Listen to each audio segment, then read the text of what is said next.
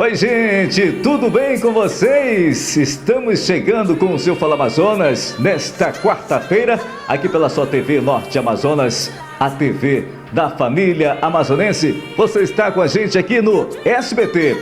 Programa de hoje recheado de muitas informações. Já faz o seguinte, interage conosco através das nossas redes sociais, nosso Instagram, Facebook, inclusive nosso WhatsApp está aparecendo aí na tela do seu televisor. Forte abraço a todos vocês e vão ficar conosco aqui na tela da TV Norte Amazonas nesta quarta-feira. Daqui a pouco a gente vai falar de divórcio no nosso quadro jurídico, que acontece toda quarta-feira, hoje com a presença da doutora Thaís Cohen, trazendo muitas informações, detalhes sobre direitos e deveres das pessoas que estão pretendendo ou estão em processo de divórcio. Você sabia que o Amazonas está entre os estados com maior índice de divórcios? Pois é, você não sabia? Vai ficar sabendo tudo isso e muito mais aqui no nosso quadro jurídico nesta quarta-feira. E a partir de agora, eu quero chamar a sua atenção, fazer um alerta. A campanha de vacinação antirrábica começou ontem, terça-feira, aqui na cidade de Manaus e é coordenada pelo Centro de Controle de Zoonoses, CCZ. É uma ação coordenada pela Censa, Secretaria Municipal de Saúde, e visa imunizar mais de 225 mil animais, entre cães e gatos. A campanha acontece anualmente e será executada por meio do sistema de vacinação casa a casa. Por conta aí, nós estamos vivenciando aí essa questão da Covid-19. Existem postos fixos de vacinação localizados na sede do CCZ de segunda a sábado, no horário das 7h30 às 13 horas, melhor, 13h30. Você sabe que a raiva é uma doença infecciosa, viral e aguda que acomete animais e pode ser transmitida ao homem por meio da saliva dos animais infectados. Então, aí a super dica aqui do programa Fala Amazonas. Deixa eu mandar um abraço aqui para os nossos amigos que estão acompanhando a gente nesta quarta-feira. A Cristina, isso, Domingos? Cristina, lá do bairro Terra Nova 2. Aquele abraço a todos vocês que estão antenados nesta quarta-feira aqui do programa Fala Amazonas. E a partir de agora a gente fala de uma notícia muito bacana. A Prefeitura de Manaus entrega aí o Campo do Vermelhão revitalizado aos moradores ali do bairro da Redenção. É um espaço esportivo integrado ao pacote de obras entregues aí durante as comemorações do aniversário de 351 anos da nossa querida capital do estado do Amazonas, que acontecerá no próximo dia 24 de outubro. Sem dúvida será uma festa, né? Diferente esse ano, por ocasião aí da Covid-19. Mas você vai acompanhar os detalhes na voz dele, do trepidante homem de 1001 vozes, Rodrigo Maciel. Põe no ar. O Campo do Vermelhão é mais um espaço esportivo revitalizado na cidade de Manaus. Desta vez, o bairro contemplado foi a Redenção, na zona centro-oeste. A Praça Esportivo está de cara nova, recebeu reforma do passeio, construção de mureta e alambrado, pintura geral e instalações elétricas da iluminação. Os moradores ficaram satisfeitos com a obra realizada na comunidade. Era bem difícil, agora ficou bacana, depois que fizeram essa cobertura aí. Antes não dava para jogar porque só era pedra, agora ficou bonito. Iluminação, agora ficou bacana, tem trave, rede. Antigamente, de tudo isso daqui, a gente não tinha muita segurança, a gente não tinha essas traves, a gente não tinha tudo que vocês estão vendo aqui.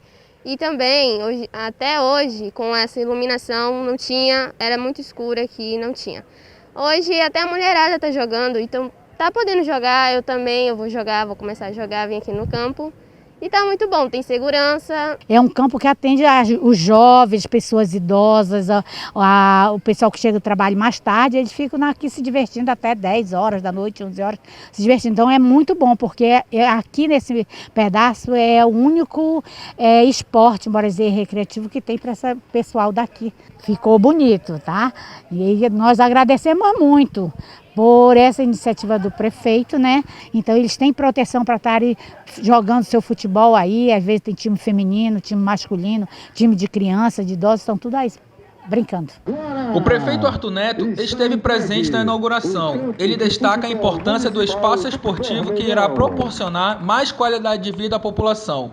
O Campo do Vermelhão integra o pacote das obras entregues em comemoração ao aniversário de 351 anos da cidade de Manaus. Melhora a qualidade de vida das comunidades. São obras muito baratas, obras que significam um bom retorno. É o investimento em alegria, é o investimento em saúde e obras que nós temos espalhado pela cidade como um todo. Agora aqui o pessoal reivindica e tem razão, a gente vai atender. Precisa de uma academia ao ar livre, tem espaço para fazer mais coisas. De noite, um casal passear aqui, de noite um casal se divertir aqui, a garotada correr, praticar exercício, enfim. São obras assim rápidas, fáceis, a cidade está espalhada delas e a gente vai misturar isso com as grandes obras que nós estamos entre fazendo e entre já feitas e que a gente está entregando. Nós temos cerca de 200 obras, 100 prontas e 100 aprontando, fora aquelas que a gente ainda vai iniciar, e desde que a gente tenha certeza que a gente começa e termina no mesmo momento que a gente, em pouco tempo e no tempo que a gente tem de mandato. Realmente muito bacana esse campo, essa praça de esporte, melhor dizendo, que foi inaugurada aí no bairro da Redenção. É zona centro-oeste, zona oeste da capital do estado. Aquele abraço a todos vocês aí do bairro da Redenção. Tivemos aí uma recepção calorosa por parte de todos os moradores. Conversamos com eles, com os pais, com os jovens, que a partir de agora vão poder aproveitar e muito desse campo, é o Campo do Vermelhão. E agora a gente vai para um breve intervalo comercial. Tô indo ali, dá um banho no gato e volto já. E na sequência tem um tema aqui, divórcio, na tela do seu Fala Amazonas, com muita informação. Volto já.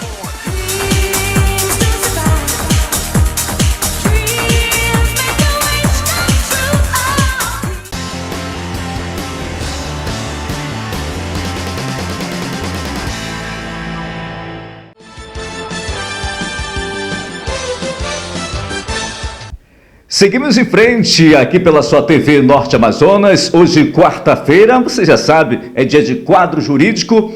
Novamente a presença dela, a doutora Thaís Cohen.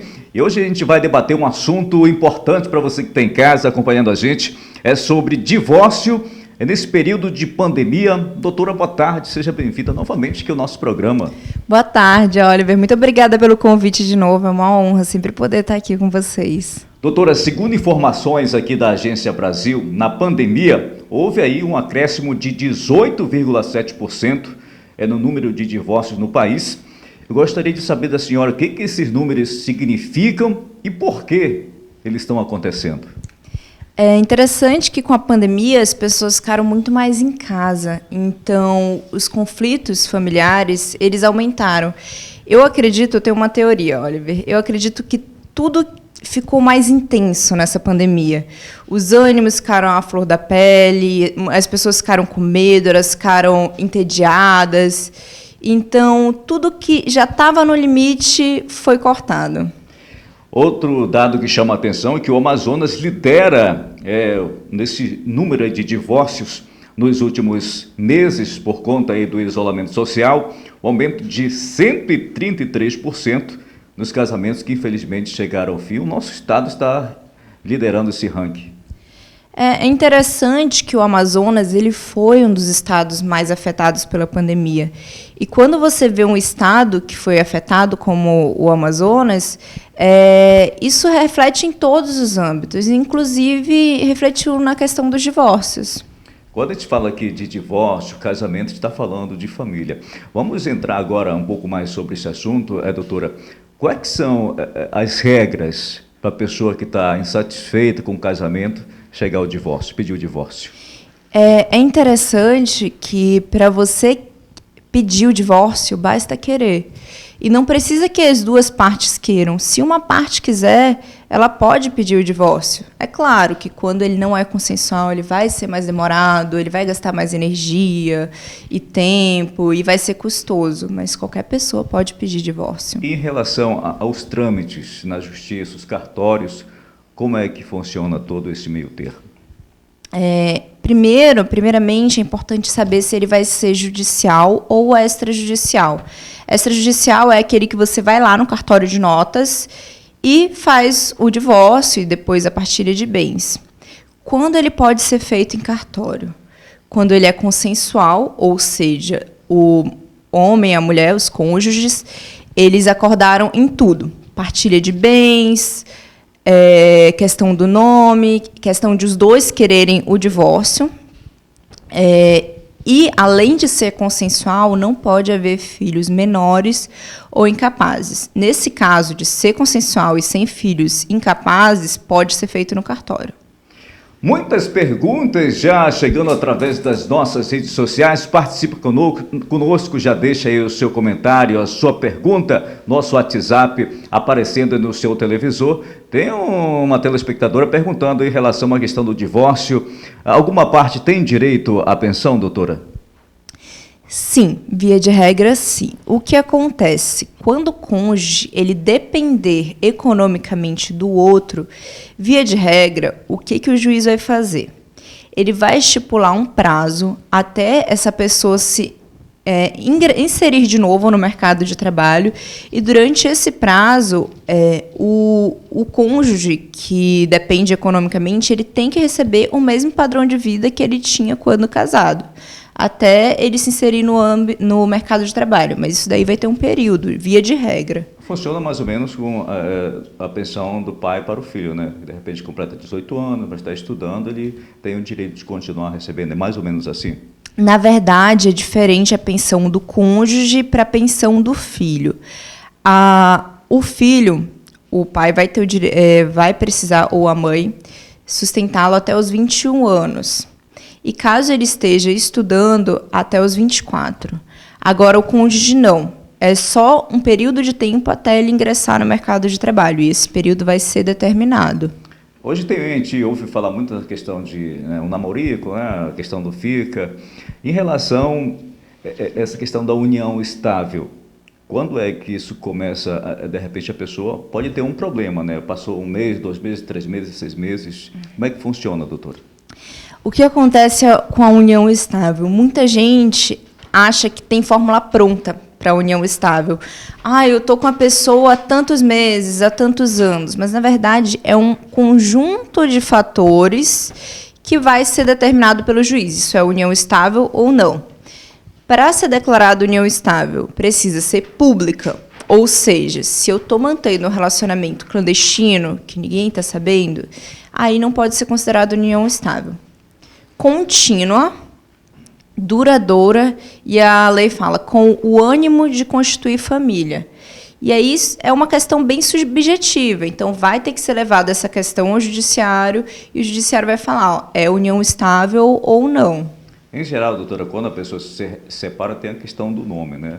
A mulher tem o sobrenome do marido, aí geralmente dá aquela confusão. Como é que faz para se livrar desse tipo de situação? Essa é uma questão muito interessante, porque muitas vezes, quando as pessoas se separam, elas falam, não quero mais saber, não quero que tenha meu nome, não quero que tenha nada. Mas o nome é um direito pessoal da pessoa. Então, muitas vezes, a pessoa tem um nome, o sobrenome do marido, que já está há algum tempo com ela, ligado a uma questão profissional, a uma questão social. E então, se ela não quiser tirar esse sobrenome, ela tem o direito de não tirar o sobrenome, de se manter com o nome de casada. Hoje, em via de regra, doutora, os casamentos eles acabam de uma forma muito rápida. Pessoas casam hoje, ou daqui 1 semana, 1 mês estão separando. Casei hoje, amanhã já estou pedindo, posso me separar? Pode, com certeza. Muitas pessoas acham que não pode, porque antigamente nós tínhamos uma lei da separação judicial, mas isso não existe mais.